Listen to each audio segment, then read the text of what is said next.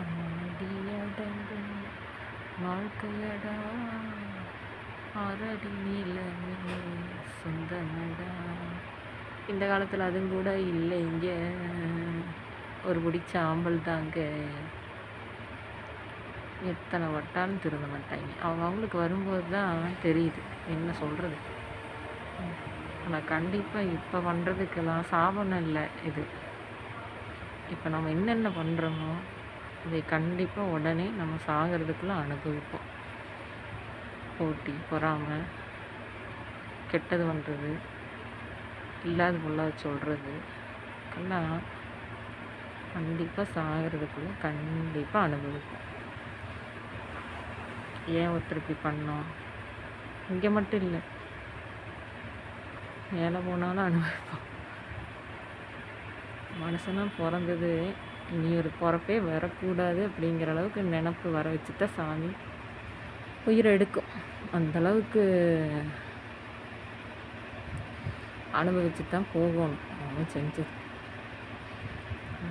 சொல்கிறதுக்கு நானாலும் சரி, நானும் யாருக்காவது எதாவது பண்ணியிருந்தேன்னா எனக்கு அதே தான். யாருக்கு எது பண்ணியிருந்தாலும் அதுதான். யாரும் தப்பிக்க முடியாது. தெரிஞ்சு பண்ணியிருந்தாலும் தெரியாமல் பண்ணியிருந்தாலும் சாகிறதுக்குள்ளே நமக்கு இங்கே தெரியும். அனுபவிச்சு தான் ஆகணும். அதையெல்லாம் யோசித்து தான் ஆகணும். யார் யாருக்கு என்ன பண்ணோம், என்னென்ன ஏமாற்றணும், அவனுக்கு கெடுதல் பண்ணோம், யார் வாழ்க்கையெல்லாம் அழித்தோம், கூட பிறந்தவங்க வாழ்க்கையா, கூட பிறந்தவங்க புள்ள வாழ்க்கையா. நான் மட்டும் நல்லா இருக்கிறோம், இருக்கட்டும், நல்லா இருங்க. பொறாமையில் சொல்ல, நிஜமாகவே நல்லா இருங்க. ஏன் ஒருத்தர் கெடுதல் பண்ணுறீங்க? நீங்கள் நல்லா இருந்துட்டு போங்க. ஏன் கெடுதல் பண்ணுறீங்க? ஒருத்தர் வாழ்க்கையை அழிக்கிறீங்க. ஒருத்தர் வாழ்க்கையை கெடுக்கிறனால உங்களுக்கு என்ன வந்துடும்? என்ன நல்லது நடந்துடும்? என்ன நல்லது நடந்தாலும் அதால் தற்காலிகமாக தானே, அது நிரந்தரம் இல்லை. மனுஷனுக்கு வாழ்க்கையே நிரந்தரம் இல்லாத போது ஒருத்தரை அழித்து கிடைக்கிற சந்தோஷத்தில் என்ன நிரந்தரம் கிடச்சிட போகுது? உங்களுக்கு ஒன்றும் கிடைக்காது. அது புரியறதில்ல. நான் ஒன்றே ஒன்று சொல்கிறேன். ரொம்ப ஒருத்தர் கெடுதல் நினைக்கிறாங்கல்ல, ஆகவே ஆகாது அப்படின்னு நினைக்கிறாங்கல்ல, ஒருத்தர் வாழ்க்கையை அழிச்சே நினைக்கிறாங்களா, கொண்டு போய் கோயம்புத்தூர் ஜிஹெச், பெருச்சிவாலை ஜிஹெச் சீரியஸாக இருக்கிறாங்கல்ல, அந்த இடத்துல கொண்டு போய் விட்டுருங்க. ஒவ்வொருத்தரையாக பார்க்க சொல்லுங்க. அப்போ தெரியும்.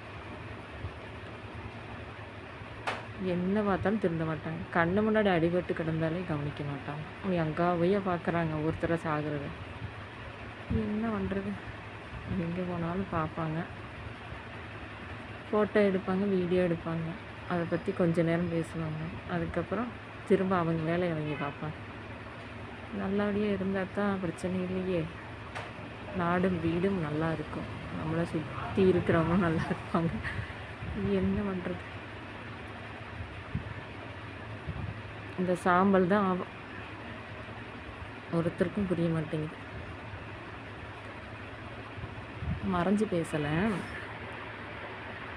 கம்பெனியில் வேலை செய்கிறேன், டஸ்ட் அலர்ஜி ஆகிடும். அதனால் தப்பாக எதுவும் பேசலைல்ல. நான் திட்டுறவங்க திட்டிக்கிங்க, ஒன்றும் கவலை இல்லை. நிறைய பேர்த்துக்கிட்ட நான் திட்டு வாங்குறது தான். கெடுக்கிறவங்களே கூட ஒன்றும் சொல்ல மாட்டாங்க. ஒருத்தர் கெட்டது பண்ணுறது, ஆகாது செய்கிறவங்களே கூட நல்லா பேசுவாங்க. பொய் சொல்கிறது இவங்களெல்லாம் கூட நல்ல விதமாக எடுத்துக்குவாங்க. அவங்க கூட நல்ல விதமாக பேசுவாங்க, பழகுவாங்க. நம்ம இது தப்பு அப்படிங்கிறத படார்னு சொன்னோம்னா நாம் தான் மோசம்.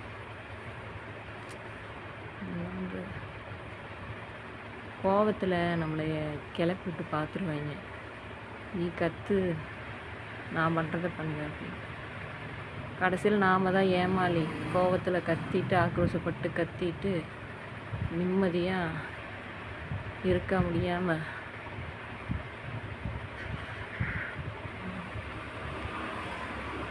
என்ன பண்ணுறது?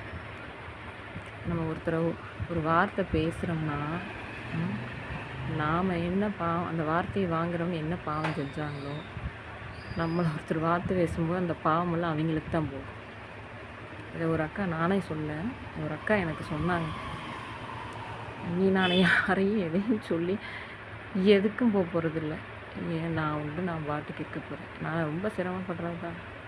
சிரமப்படுறேன்னா எங்கே போனாலும் என் மூஞ்சி பார்த்தா பிடிக்கலையா, என்ன பண்ணுறது? நான் இதைத்தான் சாமி கொடுத்துருக்குது, நான் என்ன பண்ணுறது? எங்கே போனாலும் இதே தான். மூஞ்சி மாற்ற முடியாது. இதுதான் இந்த ஜென்மத்தில் எனக்கு அடையாளம். பிளாஸ்டிக் சர்ஜரியெல்லாம் பண்ண மாட்டேன். இதே போதும். இந்த மூஞ்சி யாருக்கு பிடிக்குதோ பேசுங்க, பிடிக்கலைன்னா வீடியோவை பார்த்து திட்டிட்டு விட்டுருங்க. இதுக்கு மேலே என்ன செய்ய முடியும்? சரி, என்னை திட்டுறவங்க திட்டுங்க, ஒன்றும் பிரச்சனை இல்லை. கழுவி கழுவி ஊற்றுங்க, ஒன்றும் பிரச்சனை இல்லை. நான் என்ன பண்ணாலும் எனக்கு வரப்போகிறதில்ல, அது உங்களுக்கு தான் வந்துடும். அந்தளவுக்கு பாவம் பண்ணலையே. ஒருத்தர்கிட்ட நான் தேவையில்லாமல் வாங்கி கட்டிட்டு தானே இருக்கேன். என்ன தலையெழுத்து. சட்டுன்னு ஒருத்தர் ஏதோ தப்பு பண்ணும்போது நம்மளால் பார்த்துட்டு இருக்க முடியல. கேட்டோம்னா நம்மளே திருப்பி வார்த்தை பேசுகிறாங்க. என்ன சொல்கிறது?